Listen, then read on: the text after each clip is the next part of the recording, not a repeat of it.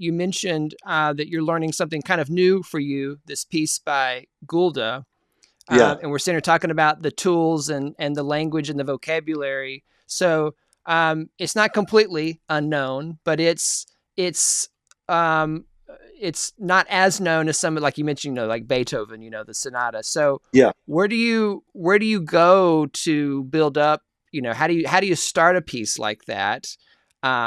What do you do to get into it? Like, what tools do you get out of your toolbox when there's not a ton of, examples and information out there? Because as a student, a Well, lot of times that's how it is, like with Eccles or Beethoven or Twinkle, exactly. it's all new. So what do you do when it's new? Well, the first thing I do as a professional, I say yes. So when somebody asks me, have you played the Gulda? I say yes. And then I get screwed up because I have to learn it. And, that sounds funny, but that happened to me 30 years ago when I said yes to a conductor in London about the Schumann concerto, which I haven't played. And I said, yes, I played it. So you learn that if you're not Yo-Yo Ma, and none of us are Yo-Yo Ma, you basically say yes. And when you say yes, I always tell my students, there are three conditions to say yes to learn a piece. Yeah. One is because it's really interesting and good for you and you will get better by it. Right. Two is because they're paying you a lot of money for it. And three, it's most likely important for your career. Now, when you're young, one of the three, you say yes. As you go older, it becomes two. And then if you are lucky, it becomes three, you know? So this is really important because when you're young, and I've had students who said no, because it's to play Dvorak with an amateur orchestra. Or no, they're not paying. Or no, I've played, there's a series in Chicago, Daymara Hess concert series, which is something that they have like a 60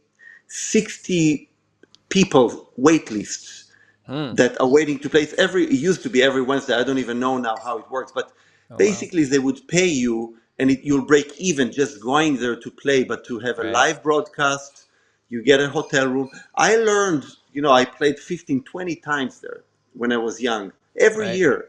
And not only that I learned the repertoire by preparing for it, I got so much audio and video footage of it and experience playing for a full audience. So when people say, oh, they don't pay, so I don't go. I mean, I had a student who won a competition and went to play Dvorak, and it was with an amateur orchestra, and he was really upset afterwards.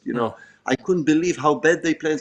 And I said, no, now instead of a lesson, we'll sit down together and we'll write a thank you note to the conductor, hoping that conductor and even this orchestra will invite you again, because you might run through another concerto with them in front Right. of a full house. So the three elements are so important to think about. Right. And when you're young, one of the three, is it a new piece? Is it important for your career? Do they pay well? Any of them, you say yes. Right. At my point, it's not, it's not one of them. It's two or even three sometimes. Right. So I think for myself as a cellist, I need to excite myself. So when somebody asks me if I played, like it happened with a Hindemith concerto, it's now happening with a Gulda, it happened with a Schumann before, and God knows, I mean, most of the repertoire, I had to say yes and learn Right. it.